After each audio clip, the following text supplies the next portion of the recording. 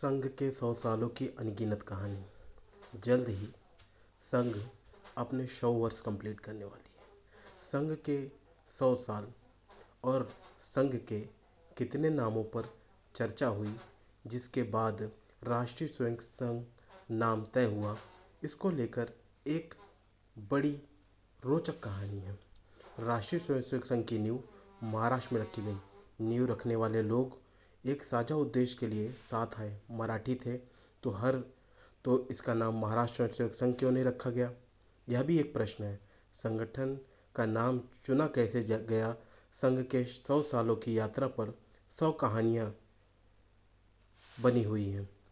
राष्ट्रीय स्वयं संघ यानी आरएसएस की स्थापना के 7 महीने होने ही जा रहे थे कि डॉक्टर केशव बलराम हेडगेवार ने 17 अप्रैल 1926 को अपने घर पर एक बैठक बुलाई। इसमें कुल 26 लोग शामिल हुए। उनसे सुझाव मांगे गए कि अपने संगठन का कोई नाम तो होना चाहिए, तो सुझाएं। इस नामकरण की एक पहली वजह भी थी।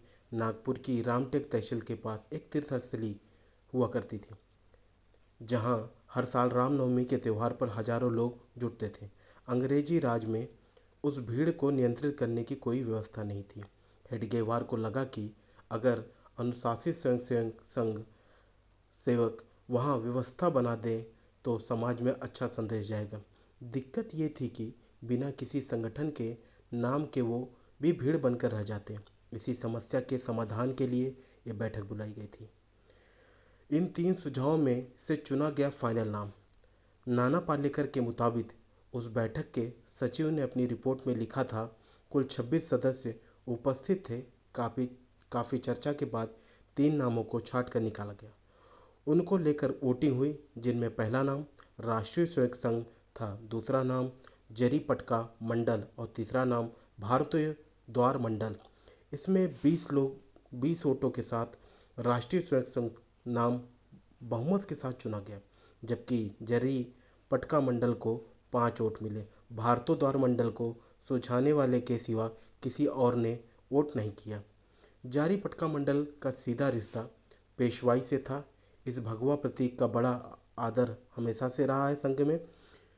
प्रोफेसर पीके सोलापुरकर, जो इस बैठक में मौजूद थे, उन्होंने लिखा है, जारी पटका मंडल नाम का सुझाव प्रथम वर्ष के एक कॉलेज छात्र ने दिया था, जो बाद में जज बन गए। हालांकि उनका ये भी दावा है कि राष्ट्रीय स्वयंसेवक संघ का नाम हेडगेवार के दिमाग में पहले से था।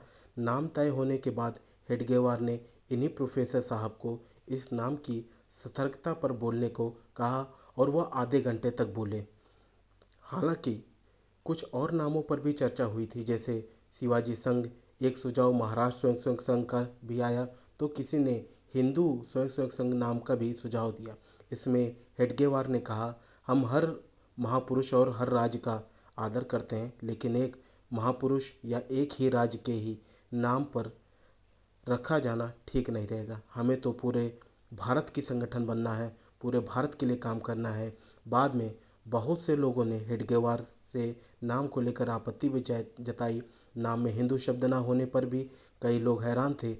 तब हेडगेवार ने उन्हें हिंदू शब्द की व्यापकता समझाई। इस बैठक के बाद भी अरसे तक चर्चाएं होती रही, तब जाकर नाम को अंतिम रूप से तय किया गया। साफ है कि संघ का नामकरण आसानी से नहीं। उस वक्त के स्वयंसेवकों और संस्थापक डॉक्टर केशव हेडगेवार ने अरसे तक तो सोचा ही भी नहीं था कि इस संगठन का नाम क्या होगा। गणवेश वेशभूषा क्या होगी, उसका प्रमुख कौन रहेगा और उसका पद नाम क्या होगा, नियम क्या होंगे आदि। लेकिन यहाँ संगठन क्या चाहता है और वो क्या करेगा, ये बात तय करना था। राष्ट्रीय स्वयं संघ के नींव महाराष्ट्र में रखी गई। नींव रखने वाले लोगों ने और साझा उद्देश्य के साथ आए और मराठी थे, तो कई लोगों ने कई प्रकार के नाम सुझाए। अब इन नामों को लेकर भी कई लोगों में रोचक तरीके से बातें थी। जैसे आपने सुना होगा, महाराष्ट्र की राजनीति में भी आरएसएस का एक अहम रोल रहा है और देश की राजनीति में भी आरएसएस का एक अहम रोल रहा है। आपने देखा प्रधानमंत्री नरेंद्र मोदी जी, वह भी आरएसएस से आए।